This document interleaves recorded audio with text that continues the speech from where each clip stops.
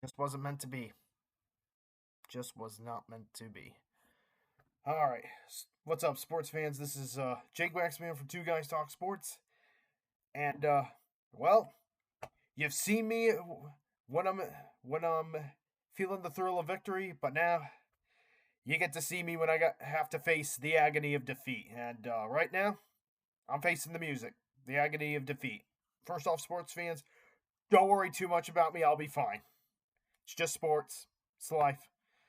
I'm just here to give you guys my reaction to Purdue falling short of the Final Four in Indianapolis. And it's a bummer. Okay, I'll admit this first and foremost. Me and my dad, we were looking. Like, if Purdue had gotten past Arizona tonight, we probably would have been looking at tickets to the Final Four in Indianapolis and going and watching Purdue basketball. But just like tonight, it wasn't meant to be, and it is what it is. And I know I'm not showing it much, but this hurts. It stings. It hurts. It doesn't. It's nowhere near as. It doesn't hurt anywhere near as much as say FDU and Virginia, but this is a painful loss for Purdue. Absolute painful loss. Anytime you're on the doorstep of the Final Four and you fall short, it hurts. And but this would hurt a lot worse, of course, if Purdue did not beat Tennessee to make the Final Four in 2024. But so, dang, dang, dang. Just hurts, makes you mad, it ticks you off, it just makes you want to pound a desk. Look, I know I'm just trying to show you guys some positivity, but it hurts. And here's the thing, to sum it all up, the Boilermakers had them. They had them in the first half. End of the first half, Purdue goes into halftime leading by 7. They were Purdue played that. You could not have asked for a better first half by Purdue. The defense was looking great. The offense was humming along, making some 3-point shots. Braden Smith even had a good looking first half. He looked like he was showing up, and Purdue had their foot on the gas in the first half. And I said to myself, if Purdue keeps their foot on the gas, they just win, baby, because I knew it was going to get close at one point in the second half. But I'm just like, if Purdue, if they hang in there and find a way to win, if they keep on doing what they did in the first half, they'll be going home to Indy for the Final Four. Instead, Purdue's going back home to West Lafayette. So there will be no Final Four appearance in the heart of Indy for the Purdue Boilermakers. So no home Final Four. A rare opportunity lost. That's right. Honestly, okay. Look at it however way you want. This is a huge missed opportunity for the Purdue Boilermakers. And they had their chances going into the second half. Had their chance to put the foot on the gas and drive all the way and ride that momentum all the way to, victory tonight. But that didn't happen. And credit to Arizona. They rallied. They made all the adjustments necessary. They rallied in the second half, and they took control of the game the second half. And once they took control, Purdue just had no chance in the end. The only way, truth be told, I knew Purdue could win this game, but I also knew the only way Purdue could win this game is if they keep it close with Arizona or coming out of halftime. If they were up at the half, the only way Purdue was going to be able to win this game was to keep control and keep doing what they had done. Arizona made the adjustments, and Purdue couldn't keep up. It is what it is, and it's a bummer. And once more, congrats to Arizona and their fans. At long last, the Wildcats are back in the Final Four for the first time since 2001. So that was about 25 years ago. Time flies. And but they earned it. They deserve it. They outplayed Purdue in that second half when it mattered. So Arizona earned it. Congrats to them, and congrats to Illinois too, who advances to their first Final Four since 2005. So congrats to both fan bases of Arizona and Illinois. That Indy will be packed full of Wildcat fans and Illini fans. There'll be lots of blue and lots of orange in Indy. Oh man, I was hoping for black and gold in Indy, but that's just not going to happen. And This one's gonna. Okay, like I said, it's gonna. Trust me. I mean, this is just gonna hurt a lot from a sports perspective. All right, it's painful. It sucks, but regardless, hey, proud of the seniors. Okay, I'm so proud of the senior class for Purdue. So proud of Braden Smith. So proud of Fletcher Lawyer. So proud of Trey Kaufman-Rennan. Very proud of Oscar Clough. Those guys, they competed hard in this postseason. I mean, all things considered, to make the Elite Eight in an up and down season, like it was not the best regular season for Purdue, and yet they still got to the Elite Eight and were on the doorstep of the Final Four. Yeah, some people are going to consider the season a failure for Purdue because the expectation was a national championship. But I kind of realized, okay, this team probably may not be good enough to win a national championship. And when I saw how they play against Michigan, that's when I was like, okay, they're my pick to win the national championship. But you know what? Admittedly, I overlooked how good Arizona truly is. I knew Purdue was going to have to play their best to beat Arizona, and that didn't happen in the second half. But so proud of the seniors. I mean, one national championship appearance, one Final Four, 2 Elite Eights. For a senior class, that's pretty good. That's pretty good stuff. And this senior class of, and especially the big three of Smith, Kaufman-Renn, and Lawyer, and I'll throw Oscar Clough in there, they have raised the bar for Purdue. The bar's been raised. Purdue can win a national championship. It's just a matter of putting it all together through the portal and, of course, through player development. Player development's still going to be key. But now, and I'm thankful for the seniors and what they've done, and of course, thankful for everything the Boilermakers gave. They gave it everything they had in this postseason. Tonight, of course, the second half was a struggle. That was not Purdue's best second half, but you know what? They tried. And sometimes things go your way, sometimes things don't go your way. That's life. And you know what? For the seniors as well as the other Boilermakers, and even for those who partake in the NCAA tournament, this is losing in the tournament. It's an opportunity for growth, and this team's got to use it as such. I think I just quoted I don't remember the basketball coach's name, but he coached for, I think, Virginia Tech, and he said something like that. This is an opportunity for growth, and you got to use it as such. And that's what this team has to do. It's got to grow from this. All right, learn from it and grow. And now for Purdue, the future is here now. This is it. Because, as I mentioned, next season, no Braden Smith, no Fletcher Lawyer, no Trey Kaufman-Renn, and probably no Oscar Clough. They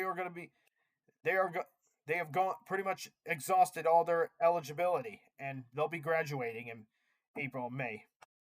So, Purdue, it's time to rebuild, time to reload. And there's promising players coming up for Purdue. I'm looking forward to seeing what guys like Anton West Jr. has. Luke Ertl, he's been fantastic in high school. He'll be a freshman. He might be the next Braden Smith for Purdue. I'm looking forward to seeing what he's got. And, of course, a lot of other players. Seeing how players like Raleigh Burgess has developed. And who's going to step up and become that leader for Purdue? Maybe it's C.J. Cox, C.J. Cox had plenty of good moments. He'll be a junior this upcoming season. And he'll be the only returning starter for Purdue in November of 2026. So, going to be an interesting season for Purdue upcoming. And very likely, it would not surprise me if Purdue is a team next season that either just barely makes the tournament or misses the tournament. We'll find out. And Matt Painter, he's gonna have to exercise the transfer portal. I know it's not his MO, but he's got to work that portal. Because look, I'm all for player development, and Matt Painter should continue doing that. But we got to work that portal too. We got to have a good kind of a harmonious bounce, because we're now in the NIL transfer portal era of college hoops, and it's ridiculous, but it is what it is. So, but with all my thoughts being said, once more, Braden Smith, Fletcher Lawyer, Trey Kaufman-Renn, and Oscar Clough, and the rest of the seniors on this Purdue basketball team, thank you so much for being Purdue Boilermakers. Thank you for giving it everything you had for 4 straight years, and thank you for raising the bar and showing us that we Boilermakers fans, we can dream the impossible and we can achieve what seems impossible. And that's what this class did. I mean, before this great senior class, and this will go down as probably the greatest class of basketball players in Purdue history, because without them, and along with Zach Edey, we wouldn't be talking about the 2024 Final Four and national runner-up team. Now, with all that in mind, this is going to hurt for a while. This stings. It sucks. Oh, I was so bad. I wanted to see Purdue in the Final. I wanted to go to Indy and go watch Purdue basketball at Lucas Oil Field. But that dream is dead. That dream is dead. But hey, win or lose, I'm still a Purdue Boilermakers fan to the end. I'm still rooting for Purdue. And you know what? The dream of a national championship and another Final Four, it's never truly dead. Because I know Matt Painter, as long as Matt Painter is still the coach of Purdue, Purdue's going to find more tournament success. Okay, this is not the end for Purdue basketball. Next year will probably be a rebuilding year, but Purdue basketball, they're not going away anytime soon. They'll be sticking around. Purdue's going to be good. All right, this loss hurts. It's painful. It's heartbreaking. But Purdue basketball is in good shape for the future. Next year it will probably be a challenging year in terms of rebuilding and, new players on the team. But now the Boilermakers got to start building up for the future and start developing that next generation of Purdue Boilermakers, which may be led potentially by Luke Erdl, the incoming freshman. Or maybe a guy like Anton West Jr. becomes one of the great Boilermaker players of all time. I hope some things like that happen. One can dream. But so Purdue playing a Final Four, the dream of watching Purdue play a Final Four at Indy, it's dead. Or at least it's dead for 2026, and it'll probably be a few years until the Final Four is back in Indy. I mean, they come to Indy a lot, and they'll be back in Indy. But for now, that dream's dead. So we'll have to wait a few years for that. But the dream of winning a national of Purdue winning a national championship, it's not dead. And same with making another Final Four. And like I said, Purdue basketball, future's bright. All right. As long as Matt Painter's, like I said, as long as Matt Painter's still the coach at Purdue, Purdue's not going anywhere. This isn't the end. Just a changing of the guard for the Purdue Boilermakers. But for now, I must lick my wounds and bear this pain of watching the Boilermakers fall short of the Final Four in Indy. Ah, dang, it hurts. But that's life for you. Peaks and valleys, ups and downs. And you know what? Hey, I'm just a fan, all right? And I'm sure it hurts way more for the players than it does for us fans. Because I know they wanted it. I know those guys wanted it a lot. And they were willing to do anything to get it. It just wasn't meant to be. And with all that being said, I am going to close off this video with one last tradition. I picked Purdue to win the national championship, and because they lost tonight, my bracket is officially busted. That's right, this is busted now. So,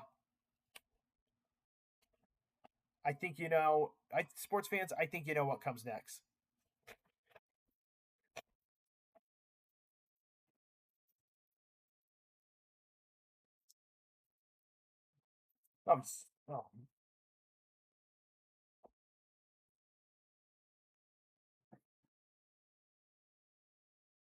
That's that. All right. Basketball season's over for Boilermaker Nation. Guess I'll see you guys all in November. Okay, so in terms of college basketball, see you all in November of 2026. Looking forward to the new season. And, all right, sports fans, this has been my reaction to Purdue's loss to Arizona in the Elite Eight. Sports fans, I'll see you all next time. Oh, before I forget, I know there's still Elite Eight games between Duke and UConn tomorrow, as well as Michigan and Tennessee. Those will be interesting games. Sorry, Tyler, you're not going to like me for this. I kind of hope Tennessee makes it to the Final Four, but we'll find out. I got Duke, of course, advancing to the Final Four, and I know that I still needed. I know some of you are gonna be like, you should have waited to see if that prediction was correct. Look, my bracket's already busted. I mean, I picked Purdue. Once your national champion goes down, it's busted. All right, sports fans, that's all I got. Jake Waxman from Two Guys Talk Sports signing off.